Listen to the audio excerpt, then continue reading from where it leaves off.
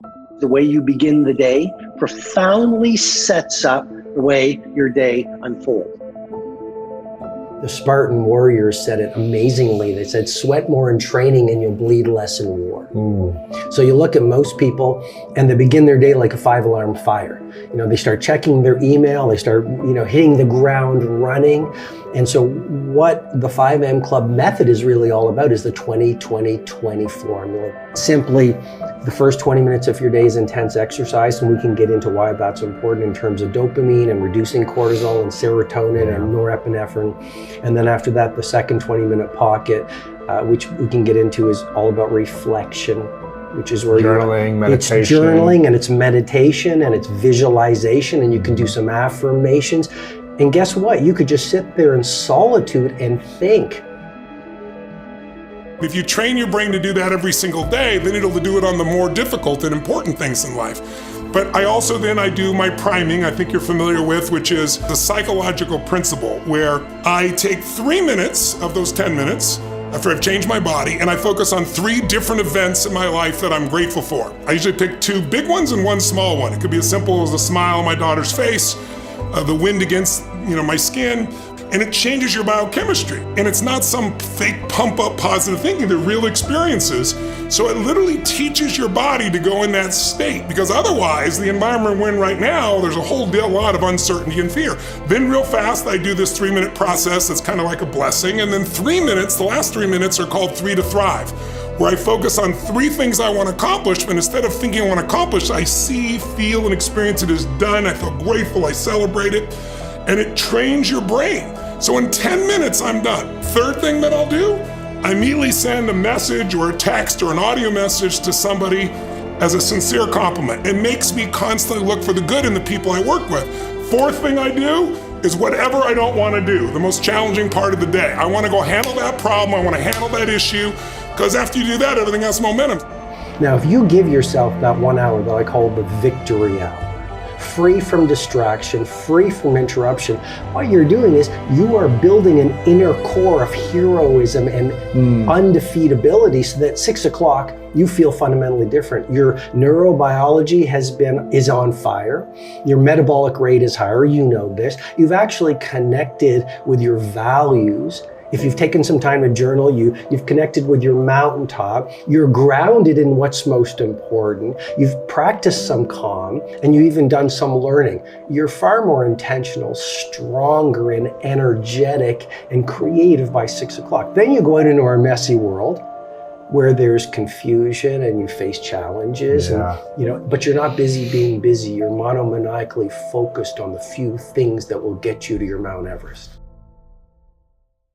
This 20-20-20 formula that I've been teaching to the billionaires, the NBA stars, the film icons, and many of the most successful people on the planet for, as I say, 24 years.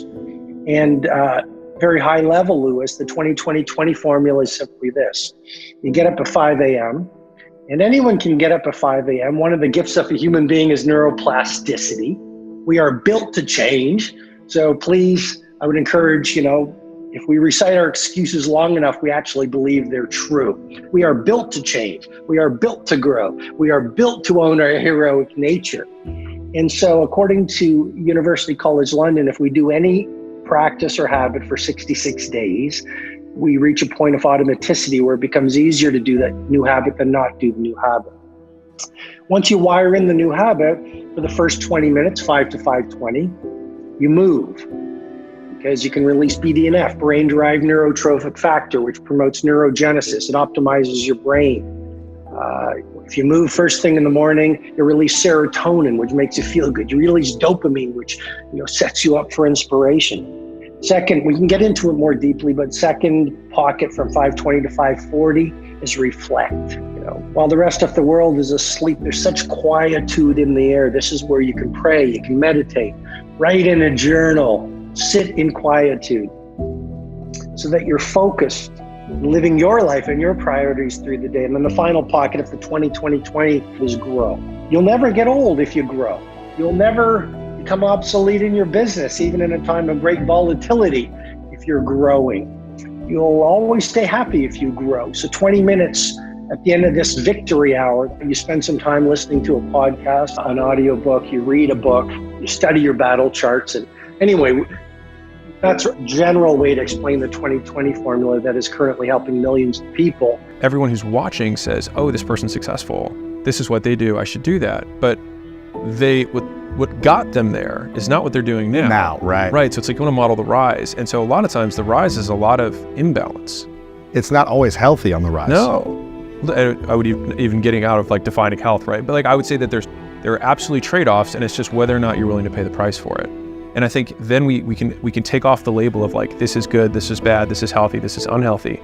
And I think that that's where a lot of people spend all this time analyzing themselves, like feeling about their feelings, thinking about their thoughts, rather than just executing. Like one of the best morning routines I can recommend to any person on earth is that you wake up and you decrease the time between when you wake up and when you start working. To doing your morning routine well is to optimize for what Tim Ferriss refers to as the lead domino. What's the thing that if I did this, it's gonna make everything else easier down the road? So number one, a morning routine actually starts the night before. You wanna get plenty of sleep. Why? Because that's going to optimize your cognition. The next thing you wanna do is either meditate or work out. Typically, I will work out first. The reason that I work out is because it optimizes your cognition so that everything else is gonna get easier. It also dramatically impacts your energy levels. Talk about two things that are incredible lead dominoes. If I'm getting sleep and optimizing my cognition, if I'm working out and optimizing my cognition, and I'm making sure that I have the energy levels that I need to get things done, now I'm really making sure that everything that I do after that is easier. The next thing that I do is meditate. Why? Because it optimizes your cognition.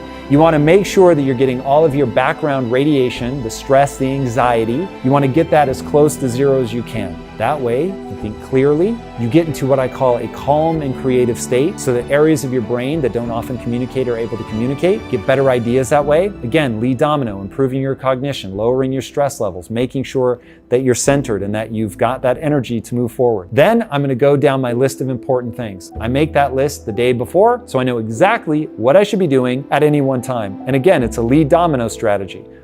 The first thing that I'm going to do is going to be the thing that makes everything else on my list easier. I'm going to do everything that I can do on the most important thing. And by the way, they should always be rank ordered. There is no such thing as a tie. There is a number one, a number two, a number three, a number four, so on and so forth. There is a 1, 2, 3, 4, 5, so on and so forth. I do everything that I can do on number one. Once that's now where I'm waiting for something else, or I just have to let it bake, whatever, then I'm gonna move on to number two. I'm gonna do everything I can on number two. Then I'm gonna move on to number three. If you set your day up like that, and you're not checking your phone, and you're not responding to other people, because that's letting them control your schedule, and what are the odds that somebody other than you knows better what you should be doing to make your goals come true than you? The answer should be zero, because if somebody else knows better than you, we already have a problem. It means that somebody else is paying more attention to your own life than you are. That would be problematic. Get that morning routine down, get that momentum going, do the lead domino strategy, make sure you're optimizing for energy and cognition. You're gonna go into the bathroom and do it before or after you brush your teeth, and that's important because I want you to make this a ritual that's part of your morning routine. And so we need to stack it with something you already do. And you're gonna stand there for a minute, and I want you to look at yourself. Now that right alone, most of us don't do. Look at yourself.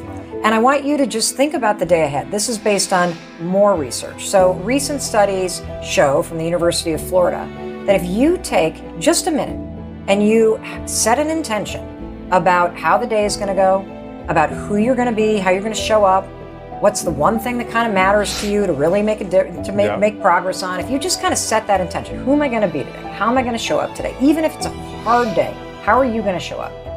And then you raise your hand and you seal it. Research shows just setting the intention alone changes your mood, it boosts your productivity, it increases your ability to make an impact on other people. And so when you seal it with this high five, it becomes this ritual of setting an intention for the day and also silencing the critic and reprogramming the default setting about how you see yourself, whether or not you believe in yourself. And you leave that bathroom feeling like the wind is at your back.